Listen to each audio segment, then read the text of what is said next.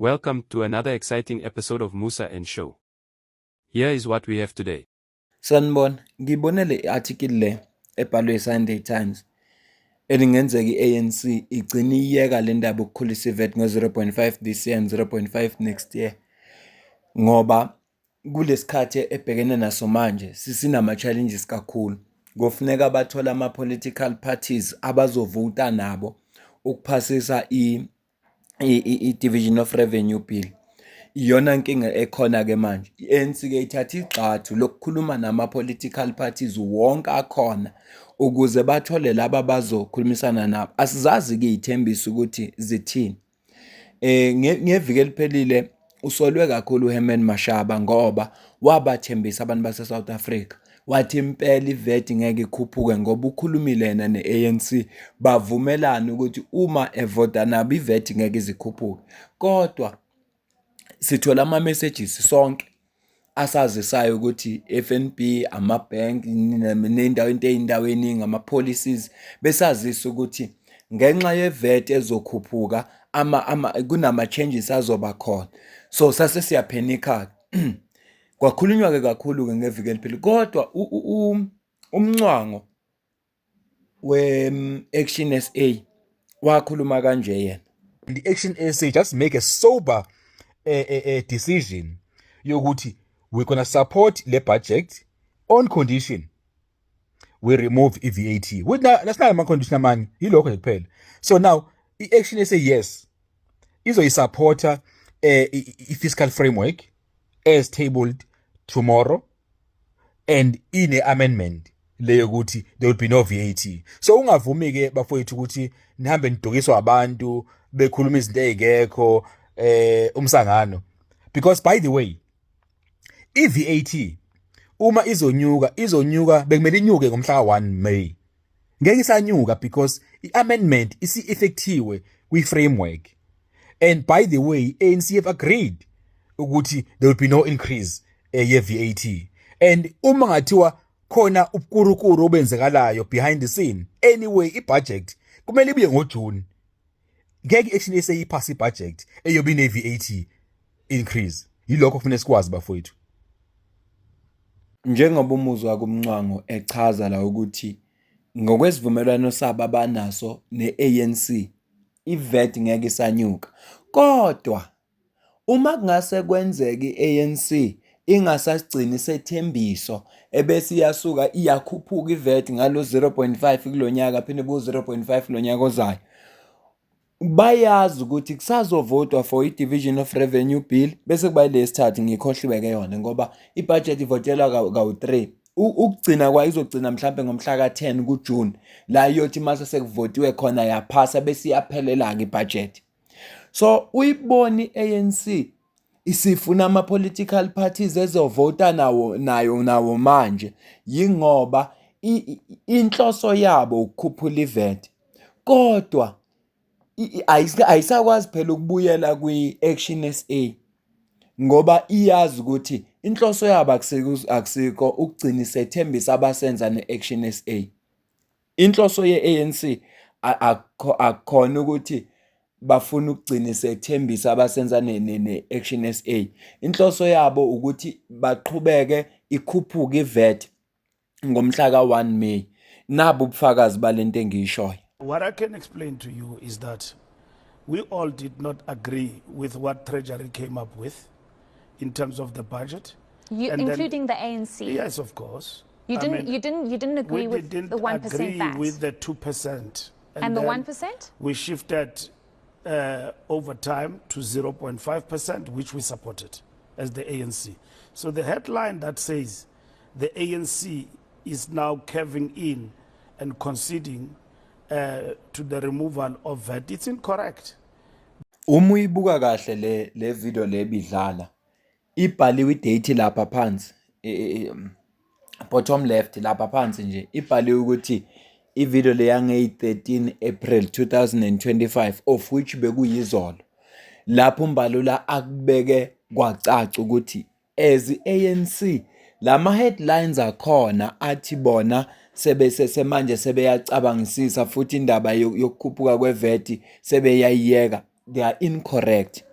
yingakho-ke uyibona i-ANC ikhathazeke kangaka ngoba iyazi ukuthi ayizimisele ukugcina isethembiso eyasenza ne-Action SA ukuthi bathembise ukuthi i-VAT ngeke ikhuphuke.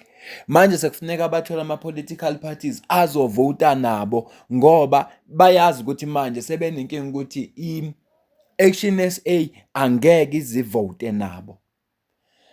Uthe uMbalula ngokudlule bazokhuluma noMashaba. Ngicela uzwe la. So Mashaba must relax. He's not been duped. We'll engage with him and we'll continue to work with them. And we remain committed to what we agreed to in our negotiations, which were led by the chief whip.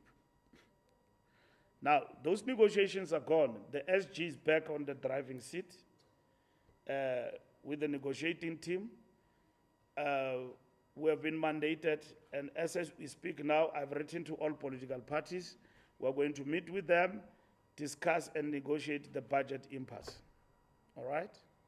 Njengoba umuzwa ke la uMbucks esho ukuthi angakhathazeki uMashaba bazokhuluma naye futhi abakaguquki ezivumelwaneni ababanazo naye, so angakhathazeki azayitshela i-ANC yadlala ngaye noma yamyuza ukuze ithole lokho eyayikufuna.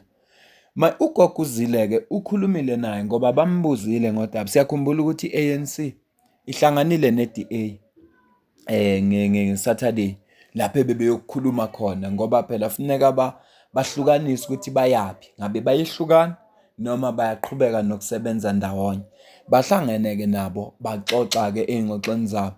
Ngicabanga ukuthi ngizokwenza ivideo separate ezobe ikhuluma nje ngalokho ngoba kuzothanda ukuba kude ngoba ngifuna ukureferensa ngamavidiyo ezinto abazikhuluma. Kodwa ugogo uZile uma ekhuluma nabe i-NCA mayelana nalo lolu daba le-ANC nabo i-GNU nazo zonke izinto lezi ezenzakalayo uphendule kanje. Well, I think we were very frank with each other. We spoke directly. It was very constructive, but we didn't mince our words.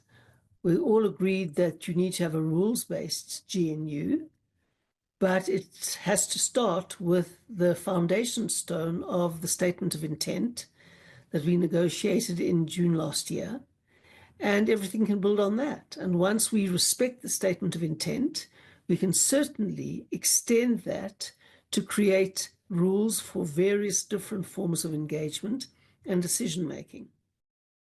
Njengoba uzwa ugogo uZile echaza ukuthi i-meeting yabo was very constructive. Shuthi-ke inenqubekela phambili noma begcine bethi cha, funeka manje babe nama-rules azokwazi ukuthi abaguide ukuthi bazosebenza kanjani. Engakho ngithe udaba lwe-DA ne-ANC kufuneka ngilenzele ivideo leceleni ngoba kukhona izinto ezisho ufikile Mbalula ozibona ukuthi zibalekile. Uzosizwa nesizathu esikhalisa i-DA. Uma ngase ngichaze manje angifuni le video ibe yinde kakhulu. Funa nje ivideo ibe nale information. Futhi into engingayifuni ukuthi igcine ikhuluma ngeinto eziningi. Ingcono nje kube ikhuluma ngesihloko esisodwa beyingaba yinde kodwa ikhuluma ngesihloko esisodwa. Kodwa nje umuzi ugogo uZile echaza ukuthi manje bavumelene ukuthi cha bazosebenza kanjani nabazokhanda nama-rules ukuze bekwazi ukuthi phela babe nenqubekela phambili nanokuthi inqumo bazozithatha kanjani.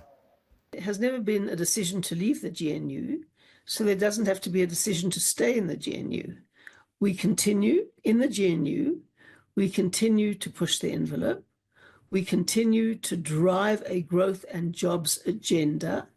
We realize it's not going to be easy, but we brought into a big challenge, and that was to ensure that we rescue South Africa and we use the GNU to get economic growth, to remove the obstacles to growth, and to ensure that more people get into jobs. That is our objective here, and that is why we flex our muscles and fight for the people against a VAT increase and for economic reforms that will lead to growth and jobs. Njengoba umuzi ugogo echaza la ukuthi ukungavumelani kwabo nokuvota kwabo against i-budget lesi akusisizathu esingenza ukuthi baze bashiye ku-GNU ngoba bona njenge-DA bazibophezele okwenzeni iSouth Africa ibe ngcono, bazibophezele ukuthi ngofuneka ku-create imisebenzi, futhi bazibophezele ukuthi akungakhuphuki iVAT ngoba lokho kuzobe kucindezela abantu. I-DA isamile nje kulokho, noma-ke kukuningi i-DA yekushilo, kodwa ngithe ngizokwenza ivideo separate eseceleni ezobe ikhuluma nje ngalo nto leyo. Ngiyacela ukuza ukuphawula kwakho ngalolu daba ngoba i-Action SA imile ekuthenini yona ivumelene ne-ANC, ayuzi ukukhuphuka iVAT. Ibhosa nosongezo lowe nje le party yakhe Rise Mzansi bathi bona no, i-temporary le 0.5 mawukhuphuka uzobe utemporary. Ufikile Mbalula echaza ukuthi uzo-engage kanjani nalama political parties, uthe bazosebenza kanje. We have agreed with everybody that we will, in the course of this week, come together, map out an agreement with all those political parties that agree on breaking the impasse. And we will look into the agreement, all of us, and we'll come together under one roof to look at that particular agreement where everybody will be party to it. And if that agreement includes VAT review, if it is possible, it will be part of that particular agreement. Do you think and all political parties have agreed with that approach, including the ANC. Okay. Njengoba umuzwa kuMbaxi la esho ukuthi into abavumelane ngayo bazohlangana lama political party, angeke ngisayicaphuna ivideo manje, kodwa uyasho ukuthi banale 2 weeks ngaphambi bakufike umhla ka 1 May ukuthi bahlale phansi ba-reviewe bakhulume. Uma ama-political parties engahambelani nokukhuphuka kwe-VAT ngo-0.5 kulonyaka no-0.5 kulonyaka ozayo, ngifisa ukuyigcizelela le party ngoba akufanelanga le narrative ephindwe laba be-ANC kube sengathi njalo nalaba abayisupportayo le VAT kuze kugcine kube sengathi i-VAT izokhupha ngo-0.5 kuphela. Izokhupha ngo-1%, 0.5% kulonyaka, 0.5% kunyaka ozayo. Uyachaza ukuthi uma benawo ama-reviews kule 2 weeks bazoxoxa babone, uma ke kufika ke la ukuthi ba-convinced, ushuthi uminister u-convinced ukuthi uyabona ukuthi cha imali bazokwazi ukuyithola le ebebethi bazoyiraise ngokukhuphula iVAT, bazobe sebeyayiyeka ke indaba yeVAT. Kodwa ke ngoba konke kusancike kuminister, ngingakusho nje mina ngokucabanga kwami ukuthi ngoba konke kuncike kuminister, hayi izokhuphuka iVAT. Mhlambe ke uzongiprova wrong uminister. Ngiyacela ukuza ukuphawula kwakho kulolu daba ngizwe ukuthi wena ubona kanjani. Ngiyafisa ukuza ukuthi wena ubona kanjani. Okunye ngizokwenza for ama donation kubantu abangasidonatela kwi-channel, ngizofaka i-account number la ungadonate khona nje kulabo abanakho. Kulokhu futhi umuntu othandayo, phoqwe umuntu othandayo, ongathandi futhi ayeka kunankinga.